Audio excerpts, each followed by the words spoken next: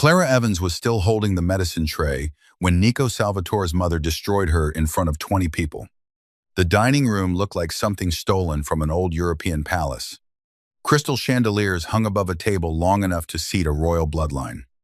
Candles burned in gold holders. Rain crawled down the tall windows behind them, turning the gardens outside into black glass.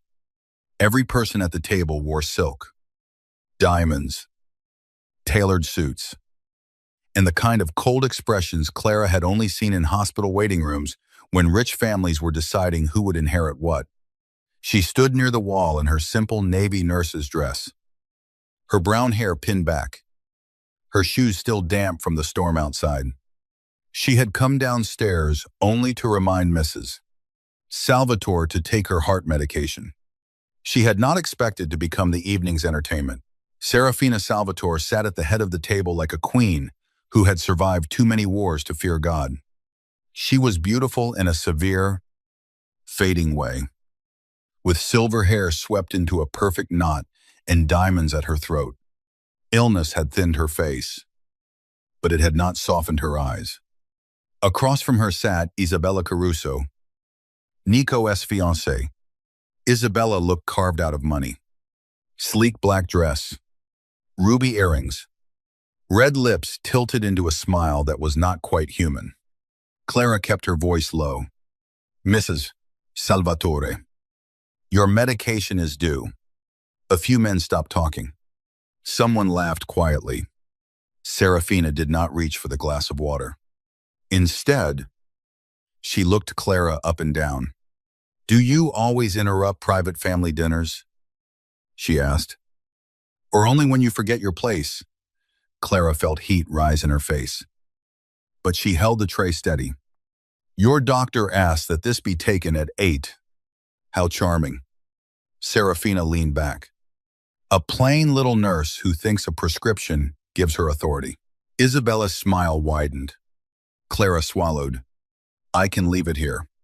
No, Serafina said sharply. You can stand there and listen. Since you seem so eager to be included. The room went quiet. Clara should have turned around. She should have placed the medication down, walked back upstairs, and reminded herself that private nursing paid better than hospital shifts, that her rent was late, that her younger brother still needed help with his tuition. That pride did not keep the lights on, but her feet would not move. Serafina's gaze slid toward Isabella, then back to Clara. You see, Miss Evans, some women mistake proximity for importance. They enter a house like this, touch expensive sheets, pour medicine into crystal glasses, hear men speaking in low voices, and begin to imagine they belong.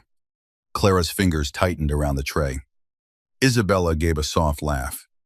It happens all the time. Staff gets confused. Serafina lifted her chin. But you are not family. You are not a guest. You are not a woman a man like my son would ever look at twice. The words struck harder than Clara expected. Not because she believed Nico Salvatore would look at her. He was a name whispered in hospitals, police stations, courtrooms, and restaurants where men lowered their voices when he entered. She had seen him only 3 times since accepting the private nursing position in his Hudson Valley mansion. The first time, he had come home after midnight with blood on one cuff and a bullet graze across his ribs, refusing anesthesia while Clara stitched him because pain keeps a man honest. The second time, he had stood outside his mother's bedroom and watched Clara argue with a senior doctor twice her age until the doctor admitted the dosage was wrong. The third time, he had caught Clara in the library at dawn, crying quietly over a phone call from her landlord. He had not comforted her. He had only placed a black coffee beside her and said, "Crying makes enemies curious. Don't give them the satisfaction." Then he had walked away. No, Clara did not imagine Nico Salvatore cared about her. But being told she was invisible in a room full of people still hurt. Serafina's voice grew colder. You are too plain for our family. Too soft. Too ordinary. This world would swallow you before breakfast. A fork touched porcelain somewhere down the table. Isabella tilted her head. Eyes sparkling. Poor thing. She looks like she might cry. Clara forced herself to breathe. I'm not crying, she said. That made the room still. Serafina's eyes sharpened. Excuse me, Clara lowered the tray to the sideboard with careful hands. I said I'm not crying. I came here to give you medication that may keep you alive through the night. You can insult my clothes, my voice, or my place in this house. But you will take this pill. Because unlike everyone smiling at this table, I am not here waiting for you to die. The silence became dangerous. One of the older men at the table stopped breathing for a second. Isabella's smile disappeared. Serafina's face went pale with fury. Then the dining room doors opened. Nico Salvatore walked in. He wore a black suit soaked at the shoulders from rain. His dark hair damp, his jaw shadowed, and a thin cut split across one knuckle. Two bodyguards entered behind him and stopped near the wall. The storm outside flashed white through the windows. And for one breath, Clara saw him clearly. Not handsome in a safe way. Handsome, like a locked door in a burning building. His eyes moved once around the room.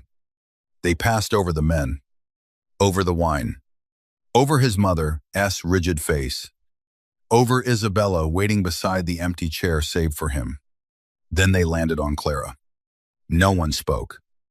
Nico removed his wet gloves finger by finger. What did I miss? He asked softly. Isabella recovered first. Nothing worth discussing. Darling, your mother was only reminding Miss Evans that family dinners are private. Nico did not look at Isabella. His mother said, Your nurse forgot herself. No, Nico said.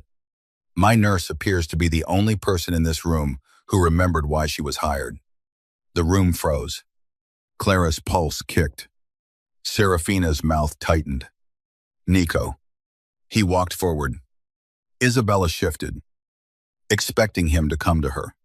She placed one elegant hand on the chair beside her. A silent claim in front of everyone. Nico walked past her. Not around her. Past her. He stopped beside Clara at the far end of the table. Then he pulled out the chair next to her. The sound of wood scraping against marble echoed like a gun being cocked. Sit, he said. Clara stared at him. Mr. Salvatore Nico. He corrected. His voice calm enough to frighten everyone but her. I'm working. You reshaking. I'm angry. His eyes flickered. Not amusement.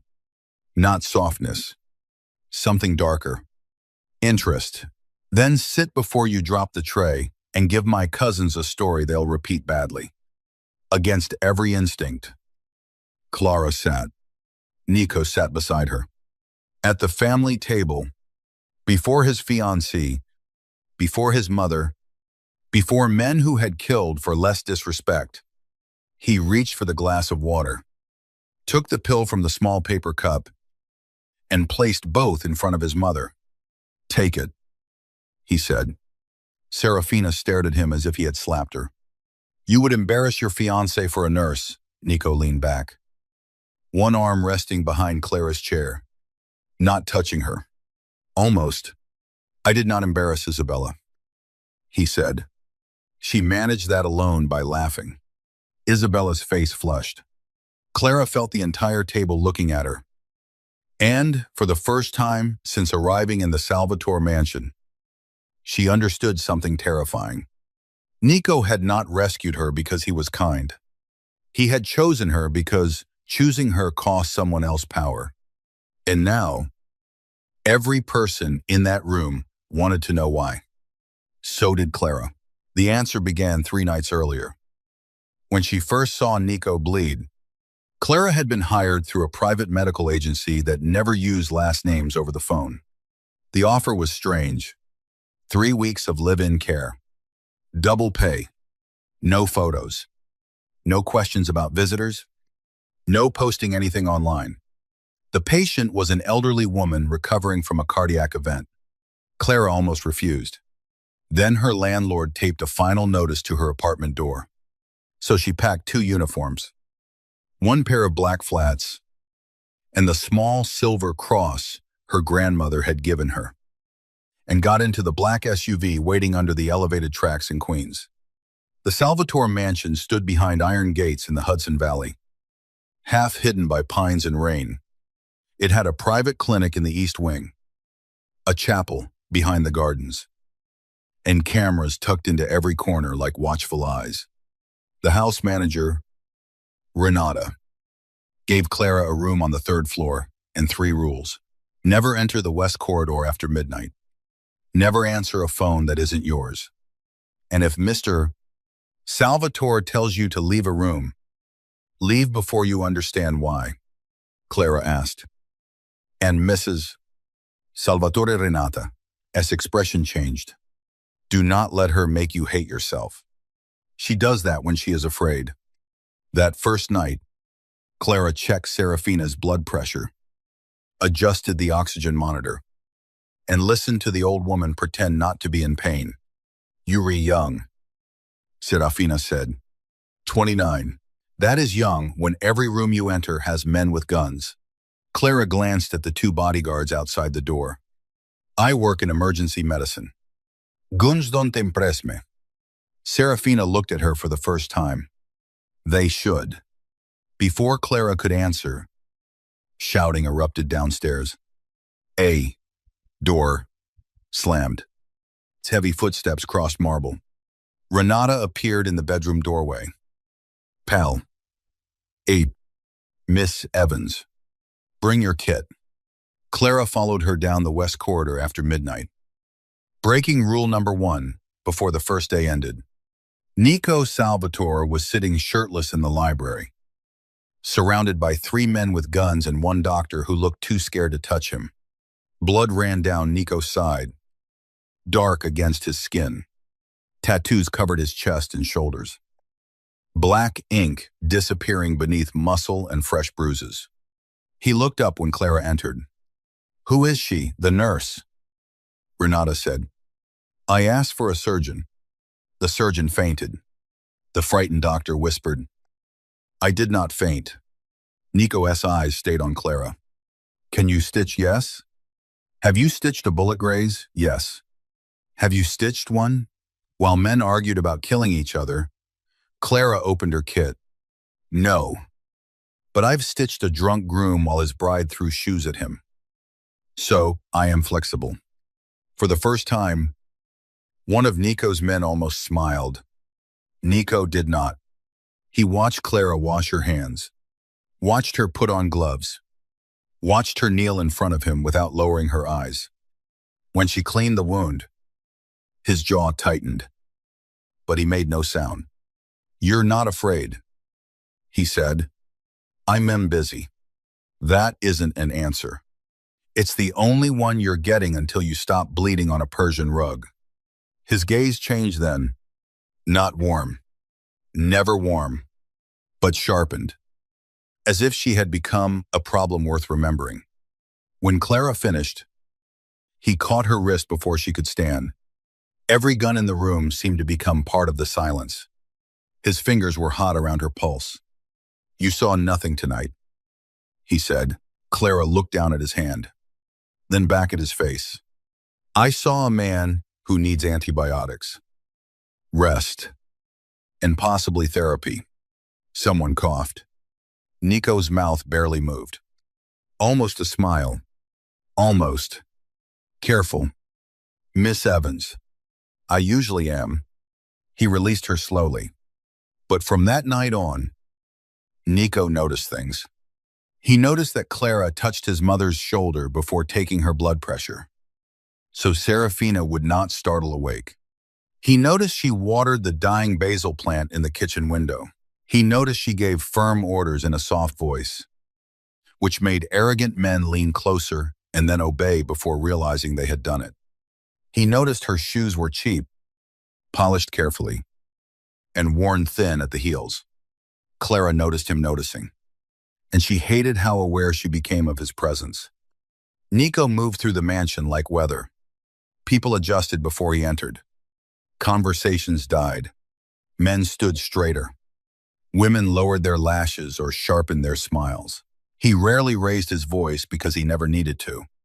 The house was full of portraits of dead Salvatores, but Nico seemed more haunted than any of them.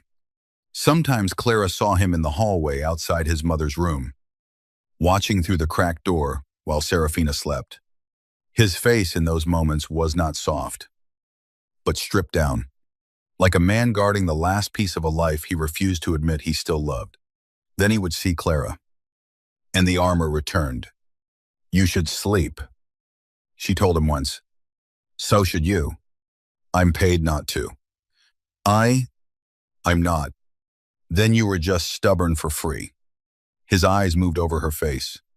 "You talk to all your employers like this, only the ones who bleed on furniture."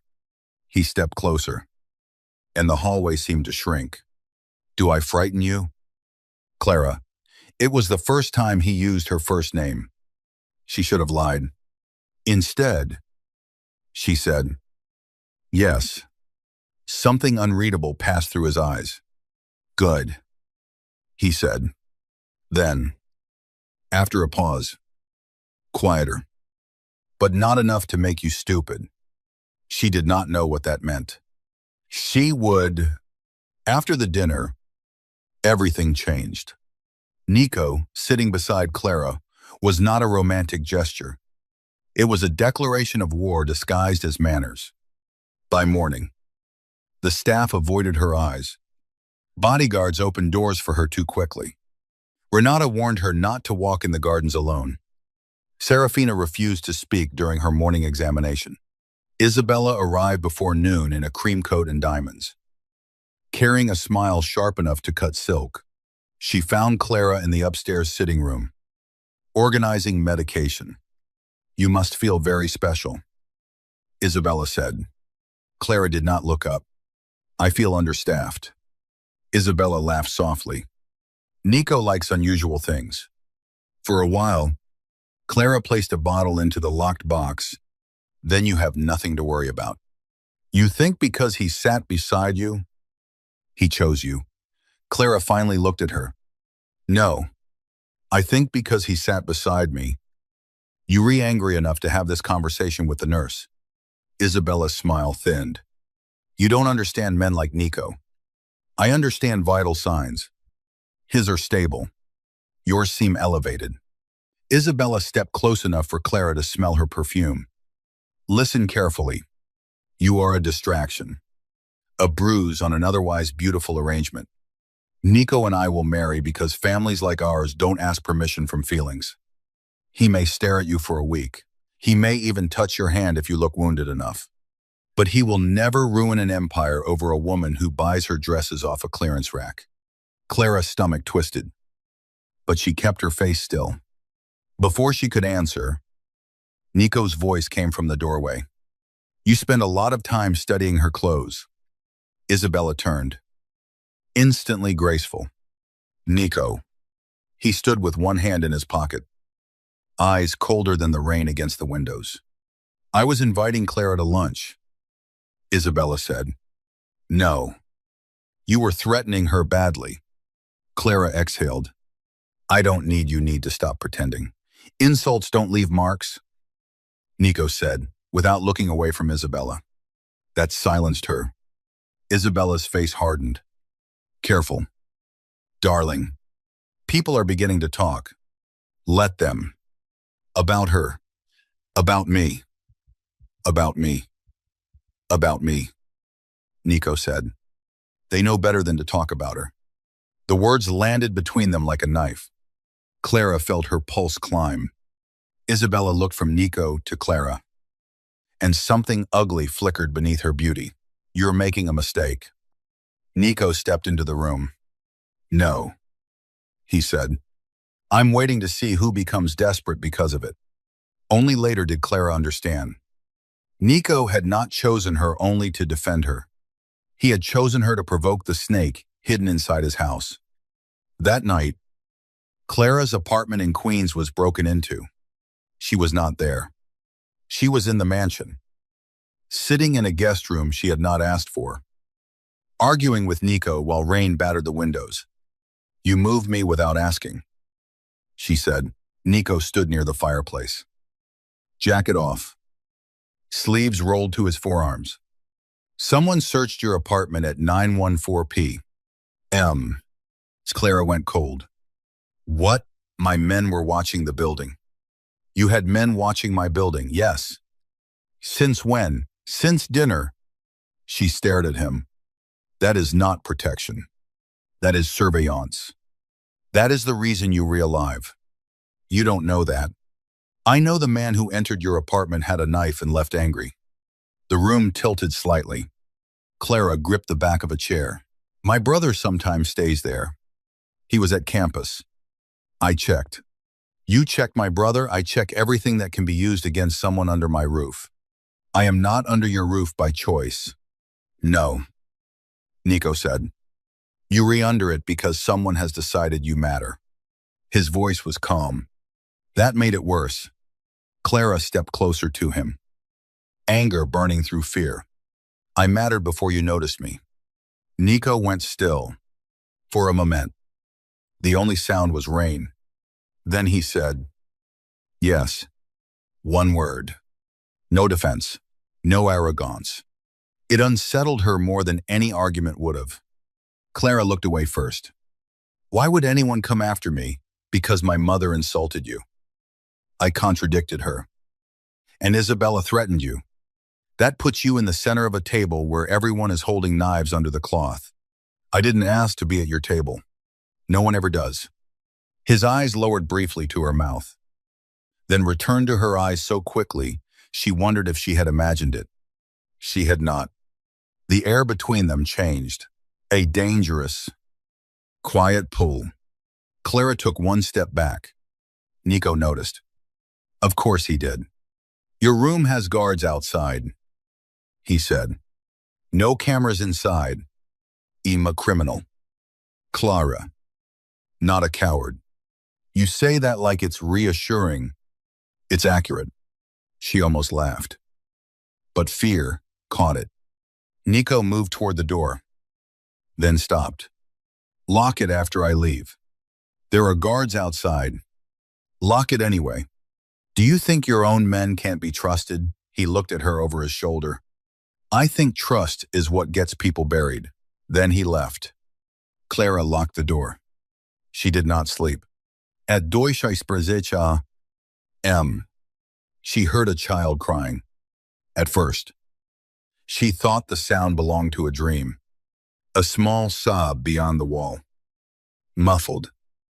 Then silence. Clara sat up in the dark. Heart pounding. The mansion was too large. Too old. Full of pipes and wind and secrets. Then she heard it again. She opened her door. The guard outside turned immediately.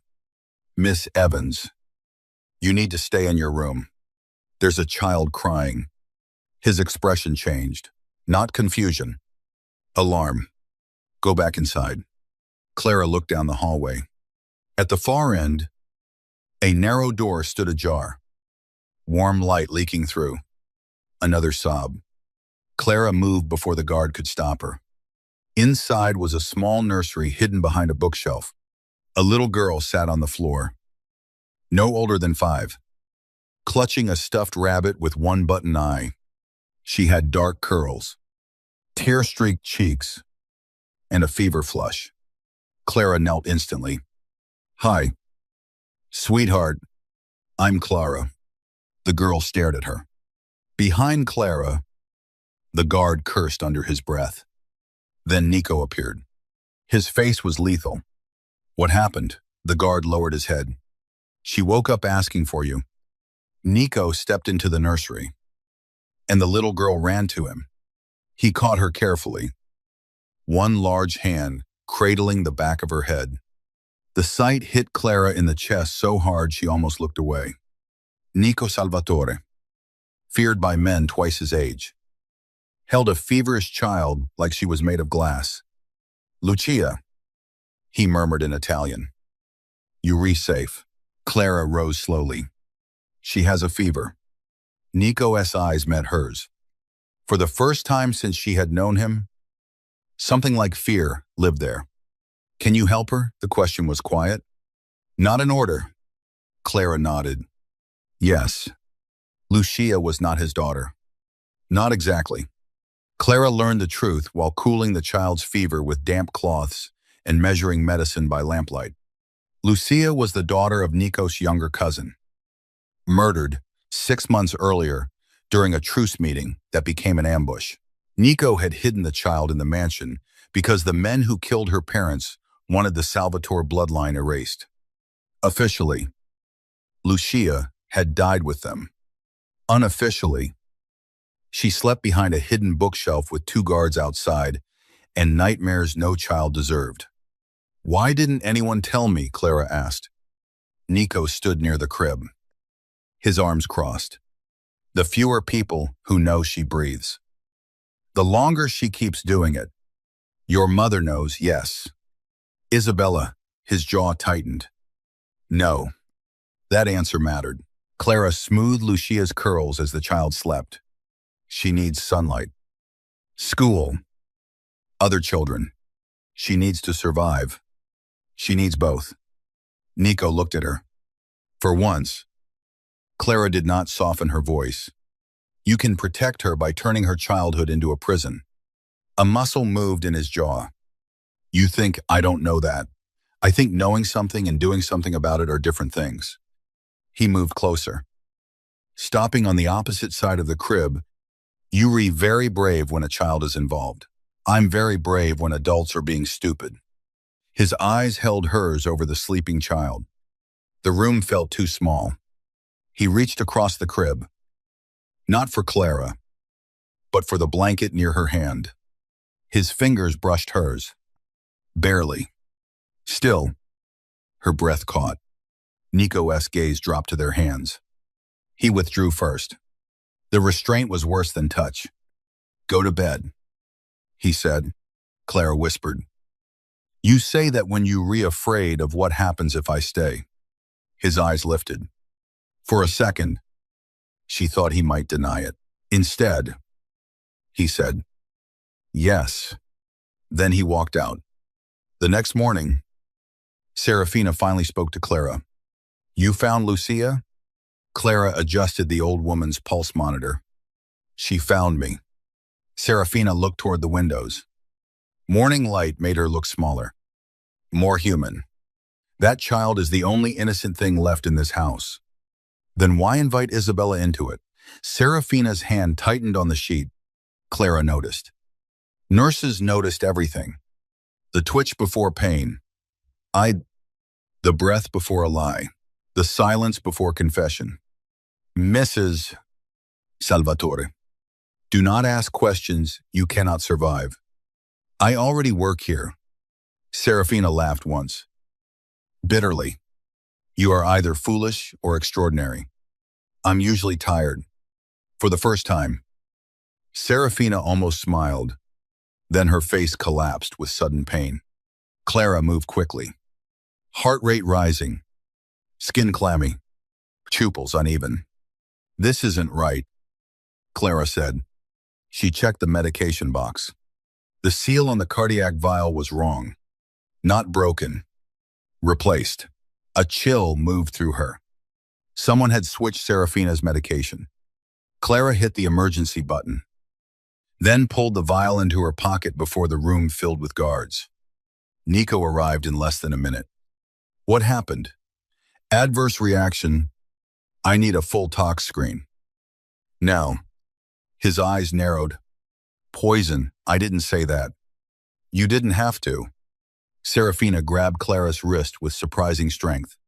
Not here, the old woman whispered. Walls, listen. Nico heard. His expression turned to stone. Within 10 minutes, Clara, Serafina, Nico, Lucia, and 6 armed men were in black SUVs heading through the storm toward a private safe house on the coast. Forced proximity stopped being a romance trope and became a locked reality. The safe house sat on a cliff above the Atlantic. All steel windows, gray stone, and waves breaking below like bones. Clara was given the medical room. Serafina was placed under constant care.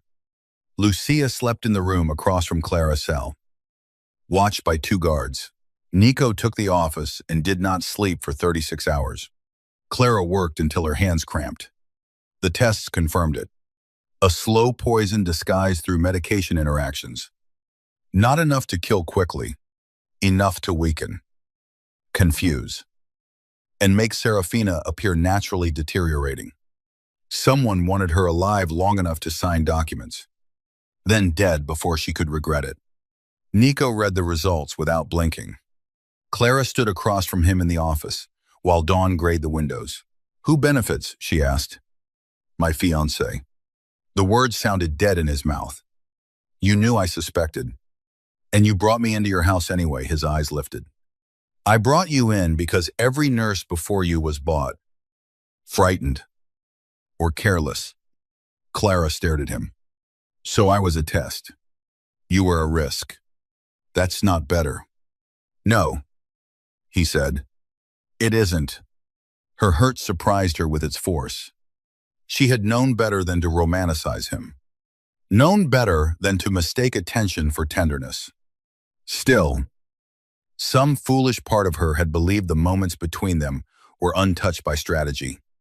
The coffee in the library, the warning in the hall, the way he watched her with Lucia. A risk. That was all. Clara turned to leave. Nico's voice stopped her. "I chose you at dinner because my mother was cruel." She did not turn around. "And because Isabella hated it," Clara said. "Yes. At least he did not lie." Clara gripped the doorknob. "Thank you for your honesty, Mr. Salvatore." His silence sharpened. She had not called him that since the dinner. "Clara." "No." She turned back, eyes burning. "You don't get to say my name like it belongs somewhere in your mouth when you admit you used me as bait." His face changed. "Just slightly. Enough. I will protect you. You endangered me first." "Yes." The answer broke something. Not because it was cruel, because it was true. Clara left him standing in the gray light, powerful and alone. For 2 days, she spoke to him only about medical care. Nico did not apologize again. Men like him did not know how to kneel with words. Instead, he made sure Clara's brother was moved to a safer dorm under an anonymous scholarship. He had her apartment repaired, her rent paid 6 months ahead, and her broken front door replaced with steel. Clara found out and stormed into his office. "You paid my rent." Nico looked up from a stack of documents. "Yes. You had no right. I had every ability." "That is not the same thing." "No, it is the only thing that works in my world." "I don't live in your world." "You do now." The words landed too close to fear. Clara stepped toward his desk. "I am not yours to manage." Nico stood. "No," he said. "You are not." The admission should have satisfied her. It did not, because his eyes said something else. Something darker than possession because it was fighting itself. A phone rang on his desk. He answered. Listening. His expression emptied. Then he looked at Clara. "Isabella has called a press dinner tomorrow night. She intends to announce our wedding date." Clara felt something twist in her chest and hated herself for it. "Then announce it." Nico watched her carefully. "You want me to marry her. I want you to stop dragging me through your war. She poisoned my mother. Then expose her. I can tea, without knowing who helped her. So what do you need?" He came around the desk slowly. Clara should have moved. She did not. "I need Isabella angry enough to make a mistake." "No. You don't know what I'm asking." "Yes. I do." His eyes held hers. "I need you beside me at the press dinner." Clara laughed once, without humor. "As what, your nurse?" As the woman I trust. The room went silent. The words were not romantic. Not exactly. But from Nico Salvatore, they sounded more intimate than love. Clara's heart betrayed her. Beating hard. That's manipulation. Yes. At least pretend to be ashamed. I am. She searched his face and found no performance there. Only exhaustion. Anger. Need. Restraint pulled so tight it looked painful. If I do this, she said, it's for your mother and Lucia. Not for you. Nico nodded.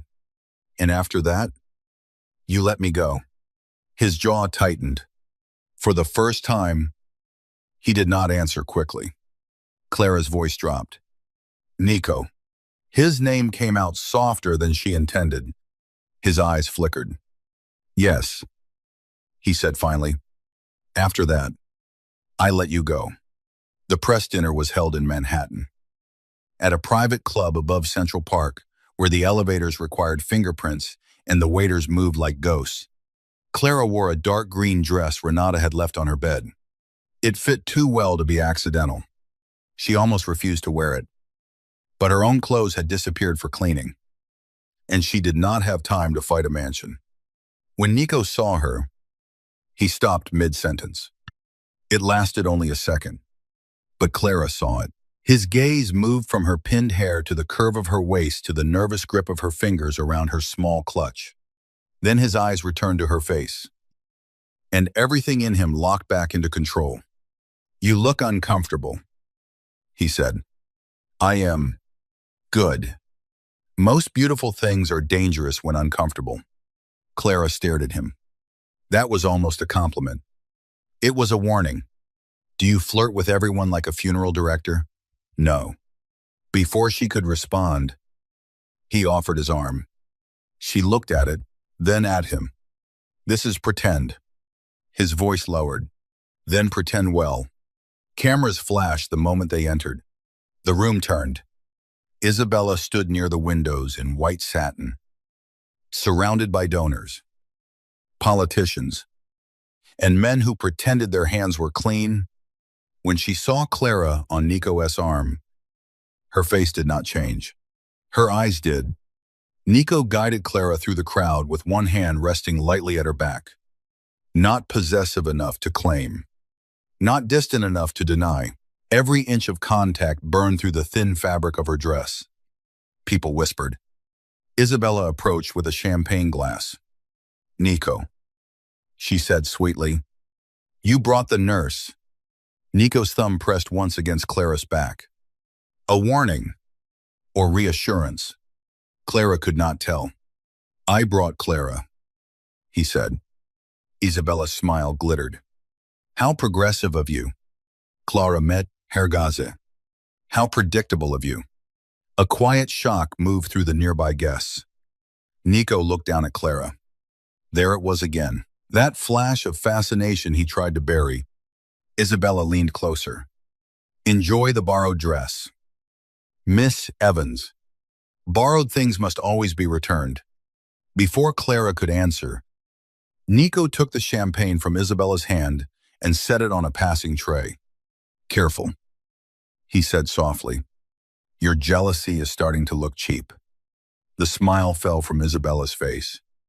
A man approached then. Tall, blond, polished, with the cruel ease of old money. Lorenzo Greco. Clara knew his name from whispers around the mansion. A rival broker. A man who profited from wars he never fought himself. He kissed Isabella's cheek a little too close to her mouth. Nico saw. So did Clara. Lorenzo's eyes moved to Clara. This must be the famous nurse. Famous, Clara asked. In certain circles, Nico's hand stilled at her back. Lorenzo smiled. They say Nico chose you over his bride at dinner. Dangerous thing.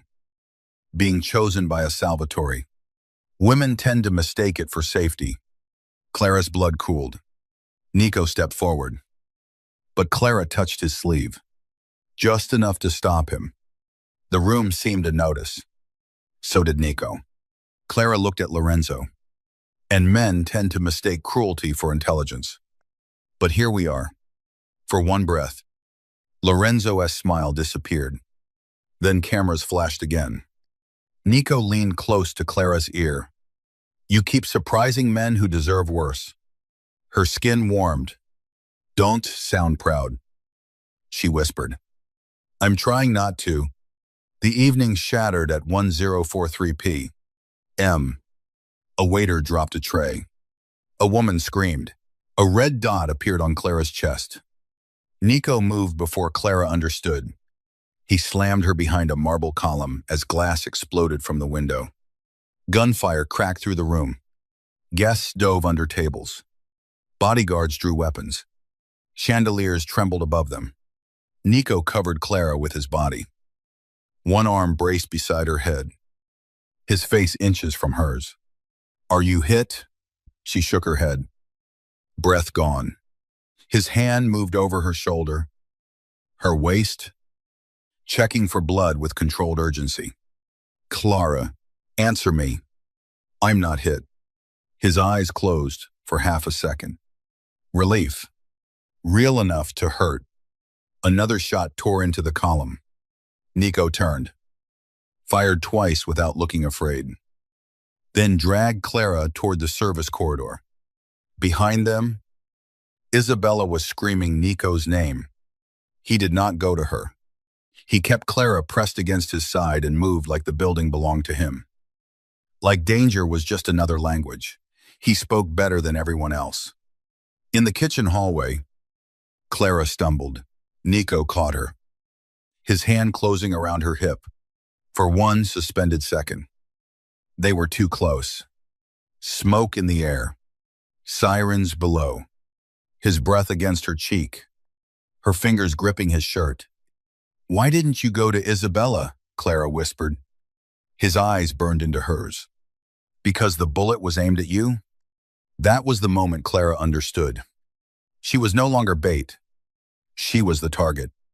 And Nico was terrified. Not loudly. Not gently.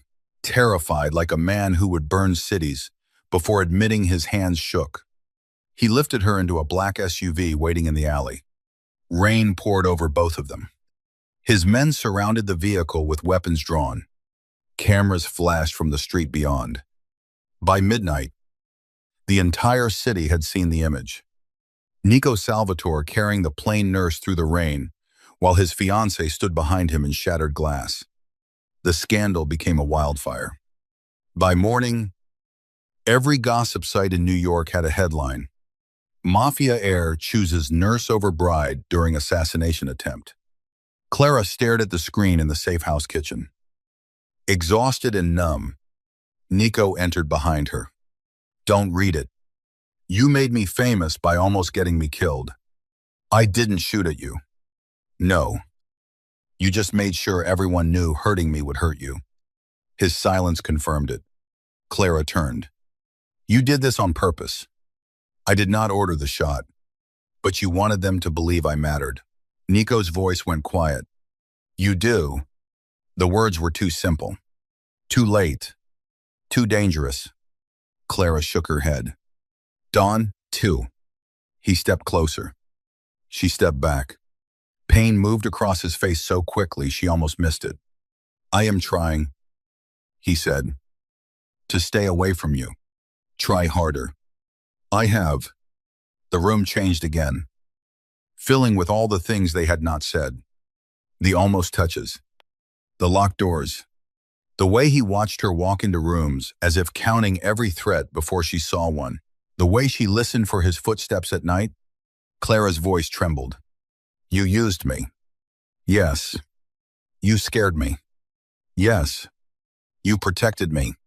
Yes. I don't know which one matters more. Nico looked at her as if the answer might ruin him. Neither do I. Renata interrupted, before either of them could move. Mr. Salvatore. Mrs. Salvatore is awake. She wants Miss Evans. Serafina looked smaller in the medical bed. Oxygen at her nose. Stormlight on her silver hair. Clara, sat beside her. For a long moment, the old woman only watched her. Then she said, "I owe you an apology." Clara did not answer. Serafina's eyes filled, though no tears fell. Pride held them back like prison bars. "I called you too plain for our family because I wanted you to hate us enough to leave." Clara stilled. Nico's father loved a woman this family considered plain. Serafina continued. A school teacher. Quiet. Good. He kept her hidden for 2 years because he believed he could protect both his empire and her heart. Her voice weakened. He failed at both. She was murdered in a car meant for him. Nico stood in the doorway, his face unreadable. Serafina looked at her son, then back at Clara. When I saw him look at you, I saw his father making the same mistake. I thought cruelty might save you. Clara's throat tightened. That doesn't excuse it. No, Serafina said. It condemns me. For the first time, Clara saw the mother beneath the matriarch. Not kind, not innocent, but afraid. Serafina reached beneath her pillow with trembling fingers and pulled out a small key. Isabella has been asking me to sign the inheritance transfer for weeks. If Nico marries her before my death, the Caruso family gains voting power in 3 Salvatore companies. I refused. Then I became ill. Clara took the key. What does this open? Serafina's gaze moved to Nico. The chapel vault. Nico went still. Serafina whispered. Your father kept records there. Alliance. Blood debts. The name of the person inside this family who let the Grecos murder Lucia's parents. The room went silent. Lucia's parents. The ambush. The poison. The engagement. All of it connected. Nico took one step inside. Serafina closed her eyes. I was too afraid to know. That night, Clara and Nico entered the abandoned chapel behind the mansion. Rain tapped against stained glass. Candles had not been lit there in years. Dust covered the pews. The air smelled of stone, wax, and old grief.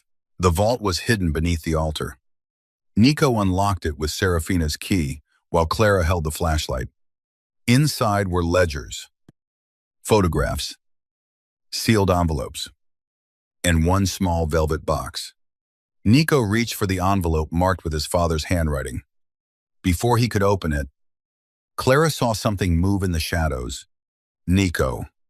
The first shot hit the stone behind him. Nico shoved Clara down behind the altar. Men poured into the chapel from the side doors. Not his men. Greco men. The chapel erupted. Gunfire cracked through sacred silence. Stained glass shattered in blue and red shards. Nico fired back with cold precision. But there were too many of them. Clara crawled toward the fallen envelope. Hard hammering, while bullets tore through wood above her. A hand grabbed her hair. She cried out. Nico turned. That second cost him. A man struck him from behind, and Nico dropped to one knee. Clara was dragged backward into the aisle. Lorenzo Greco stepped from the darkness, holding a gun like it bored him. Touching, he said. The devil and his nurse. Praying at last. Nico rose slowly. Blood at his temple. His eyes were not human. Let her go. Lorenzo smiled. You keep saying that about things you have no power to release. Clara fought the man holding her. His grip tightened. Lorenzo lifted the envelope from the floor. Your father was sentimental. He documented betrayal as if truth matters when everyone with a gun lies. Nico's voice was deadly calm. You killed my cousin. No. Isabella gave us the route. Someone closer opened the gate. The chapel doors opened again. Isabella entered in a white coat, untouched by rain. Behind her stood one of Nico's oldest captains, Marco Bellini, Nico's godfather, in everything but blood. For the first time, Nico looked truly wounded. Not by the blood on his face, by the man beside Isabella. Marco. Marco would not meet his eyes. Isabella walked down the aisle slowly. You were supposed to marry me. Nico. You were supposed to secure the families. Keep your mother quiet. And let grief make you obedient. Nico stared at her. You poisoned my mother. I softened her. Clara's stomach turned. You tried to kill a child, Clara said. Isabella looked at her like she had forgotten Clara was there. Children are only valuable when they inherit something. Nico moved. Lorenzo pressed the gun to Clara's head. Another step, he said. And she dies plain. The word hit the air. Plain. Too plain for our family. Too ordinary. Too soft. Clara felt fear rise. Cold and sharp. Then she saw Nico's face. He was looking at her as if the whole world had narrowed down to the space between her breath and the trigger. He lowered his gun. Every man in the chapel seemed to exhale. Nico, Clara whispered. His eyes stayed on hers. I told you, he said quietly. I would protect you. Lorenzo laughed. By surrendering, Nico's gaze did not move. By choosing. He dropped his gun. Isabella smiled. Clara understood too late. Nico had chosen her again. Not as bait. Not as strategy. As weakness. As truth. As the one thing they could use to bring him to his knees. Lorenzo ordered his men forward. Then Lucia's small voice came from the balcony above. Uncle Nico. Everyone looked up. The child stood beside Renata. Terrified. Clutching her rabbit. It was only a second. But 1 second was enough. Clara drove her heel into the foot of the man holding her. Twisted free. And slammed her elbow into his throat. Nico moved at the same instant. His hidden blade flashed from his sleeve. Marco reached for his gun. But Renata fired first from the balcony. Chaos exploded. Nico reached Clara through smoke and screaming. A bullet grazed his shoulder as he pulled her behind him.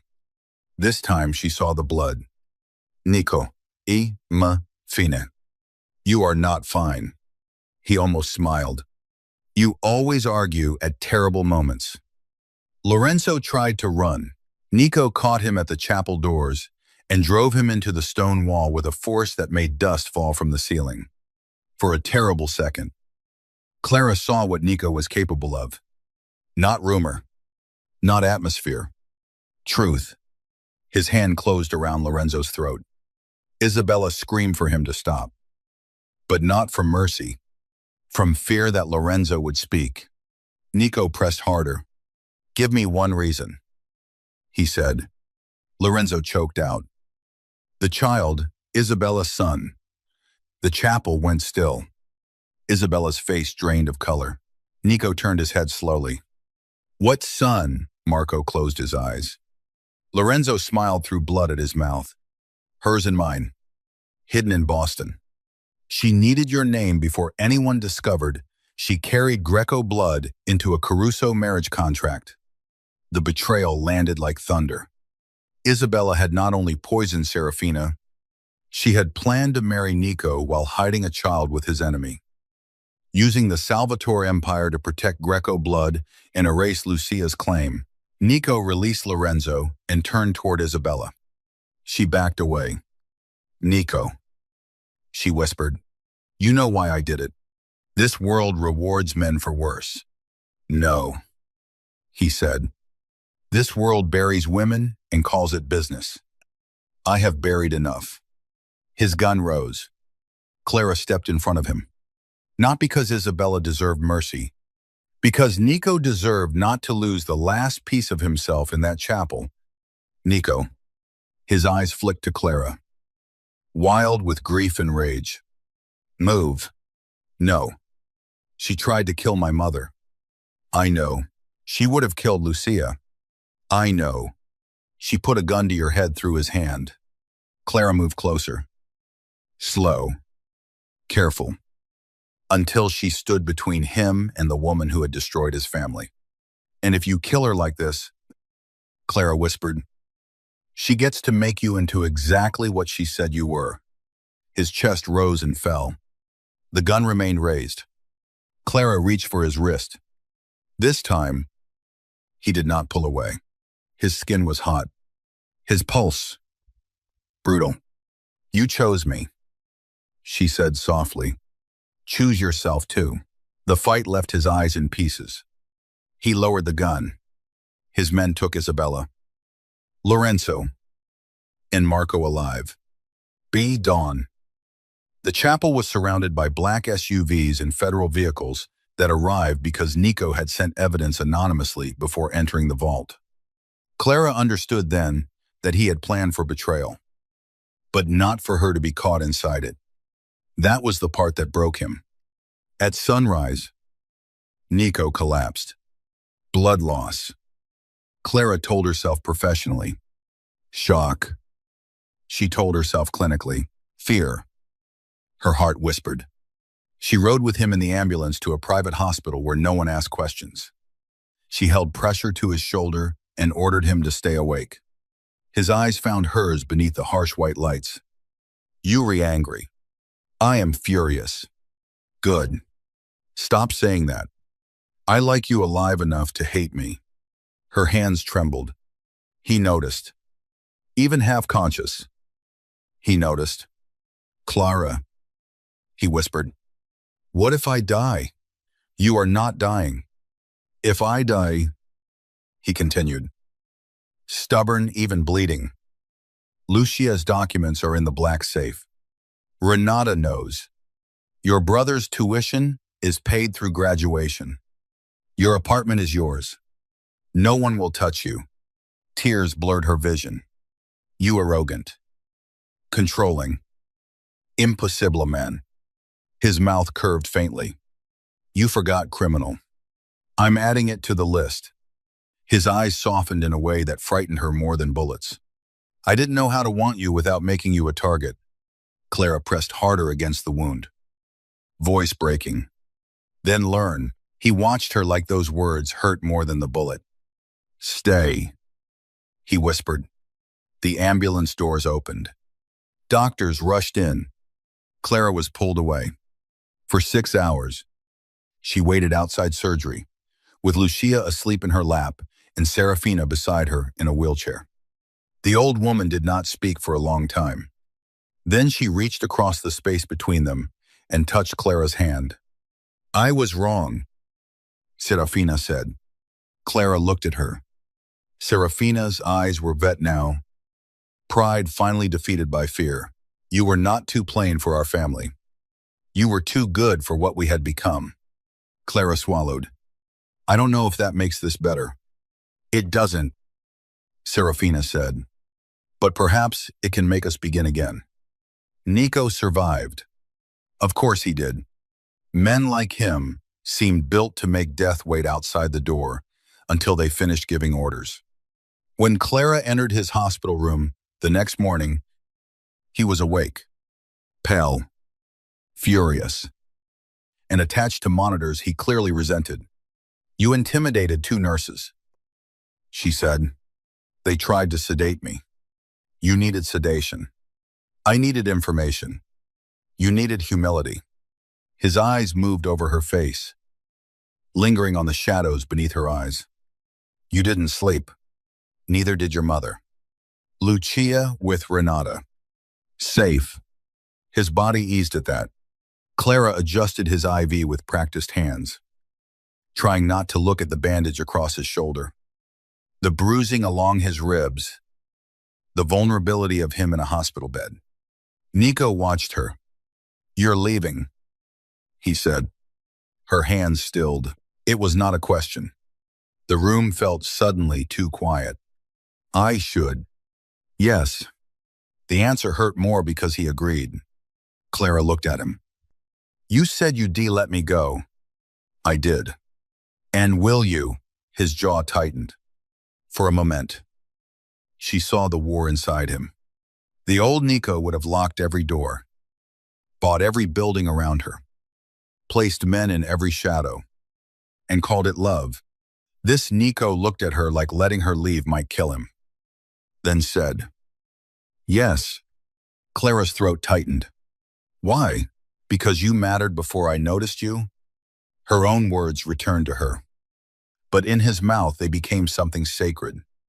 Nico continued, voice rougher now. "Because if I make your world smaller so mine feels safer, I become another man you survive instead of someone you choose." The monitors beeped steadily. Clara looked away before he could see everything breaking open in her face.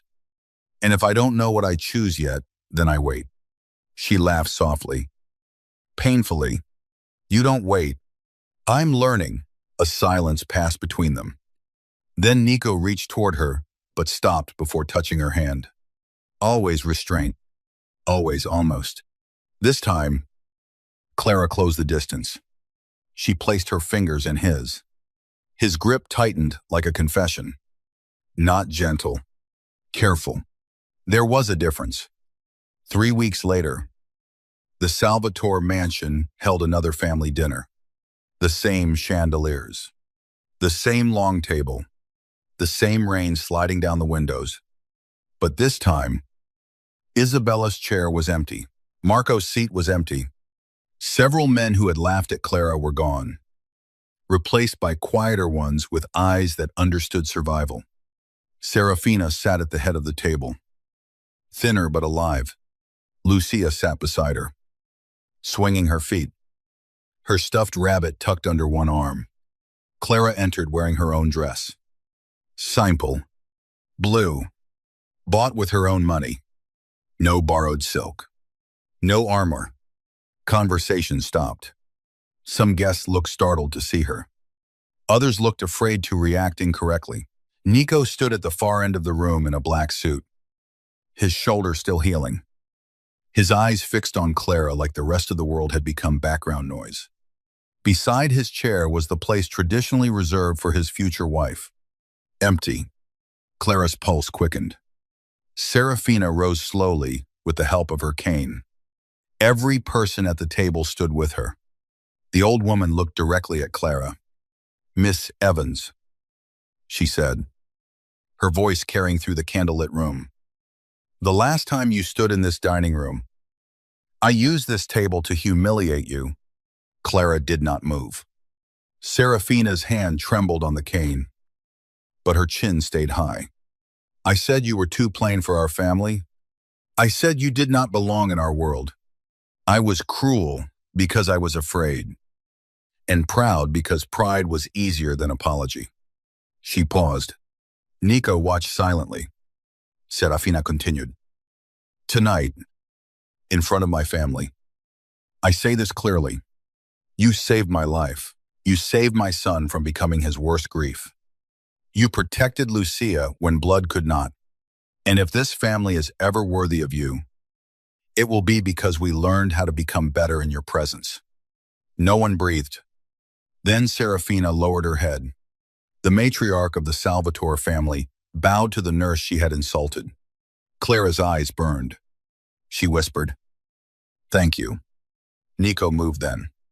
He walked toward Clara just as he had that first night, past the empty chair, past the staring family, past every rule his world had written for him. He stopped in front of her. "I promise to let you go," he said quietly. Clara looked up at him. "You did. I kept that promise." "Yes." His eyes held hers, dark and steady. "Now I am asking you to stay." The room disappeared. Clara heard only the rain, her own heartbeat, his breath. "As your nurse," she asked. "No. As your weakness." His jaw flexed. "As my choice." The word moved through her like light through stained glass. Choice. Not bait. Not protection. Not strategy. Choice. Nico reached into his jacket and removed a small velvet box. For one wild second, Clara thought it was a ring. It was not. Inside lay a key. Brass. Old. Worn smooth. The chapel. he said. The vault is gone. The records are with people who can do something useful with them. I'm turning the chapel into a schoolroom for Lucia and the children of the families we've buried. Clara stared at the key. Nico's voice lowered. You told me survival wasn't enough. I listened. Her tears fell then. She hated crying in front of rich people. But somehow, in that room, she no longer felt poor. She felt seen. Nico took one step closer. I will always be dangerous, he said. I won't insult you by pretending otherwise. I have enemies. Blood on my name. Sins I cannot polish into romance. Clara whispered. I know, but I will never again use your heart as bait. I will never make your life smaller and call it protection. And if you choose to walk away tomorrow, I will hate every second of it and still open the door. The honesty broke her more than any perfect promise could have. Clara looked at the key, then at Lucia, watching with hopeful eyes, at Serafina, proud and humbled, at the empty chair where Isabella had once smiled like a knife. Finally, Clara looked at Nico. I'm not playing, she said. His eyes softened. No, he said. You never were. I'm not easy. I noticed. I'm not going to become decoration in your world. I would be disappointed if you did. And if your family insults my shoes again, I am billing you for emotional damages. A sound moved through the room. Almost laughter. Nico's mouth curved. A real smile this time. Small.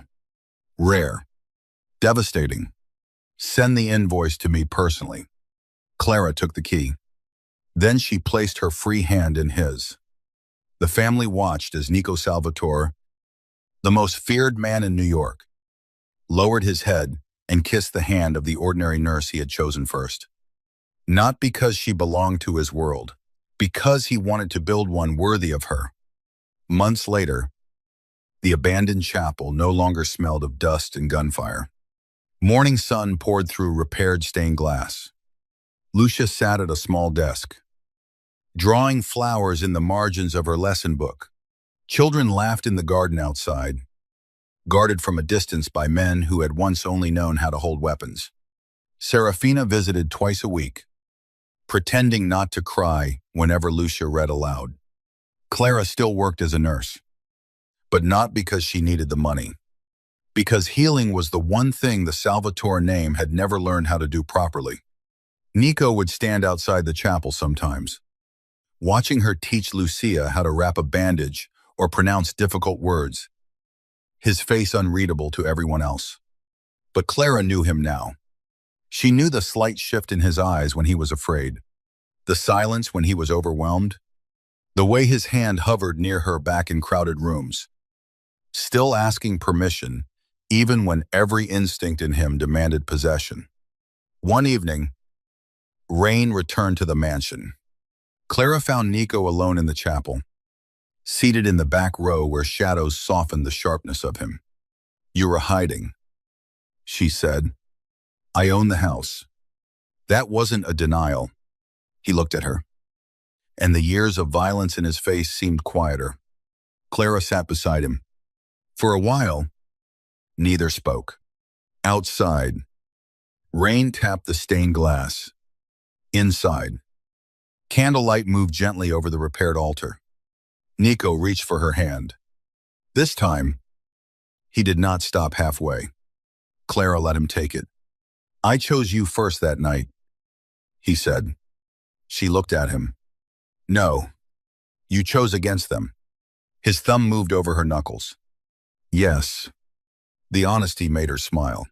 When did you choose me? Nico stared toward the altar, thinking like the answer mattered. When you told my mother you weren't waiting for her to die, he said. When you held Lucia like the house wasn't full of monsters. When you looked at the worst thing in me and asked me to choose myself too. He turned to her.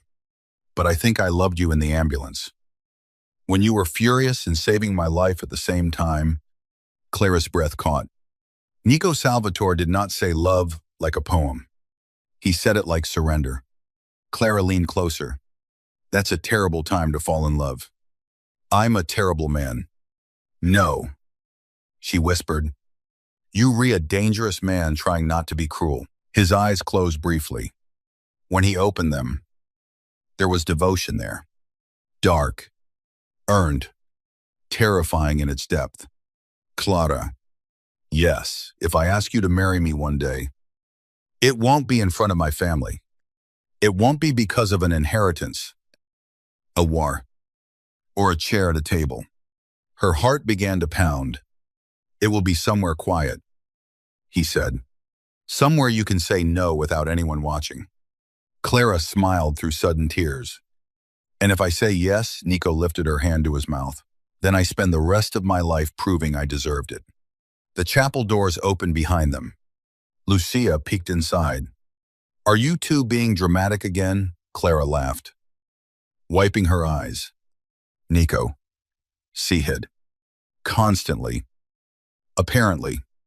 Lucia ran down the aisle and climbed between them, forcing Nico to make room. He did. Awkwardly. Gently. As if love still surprised him every time it asked for space. Clara looked at them, both beneath the colored light. The Mafia Boss. The hidden child. The ordinary nurse who had walked into a mansion to do a job and found a family buried beneath fear. Outside, black SUVs waited in the rain. Enemies still existed. The Salvatore name still carried shadows. But inside the chapel, Nico held Clara's hand openly while Lucia leaned against his side. And for once, no one in the world was being used as bait. No one was being chosen as strategy. No one was being told they were too plain to belong. Nico looked at Clara over Lucia's head. His voice was low enough that only she heard it. You were the first honest thing this house ever feared. Clara squeezed his hand. And you were the first dangerous thing I ever trusted. The rain softened. The candles burned steady. And in a world built on bloodlines, power, and beautiful lies, the most feared man in New York sat in the back of a restored chapel, holding the hand of the woman his family once mocked as if choosing her first had saved him last.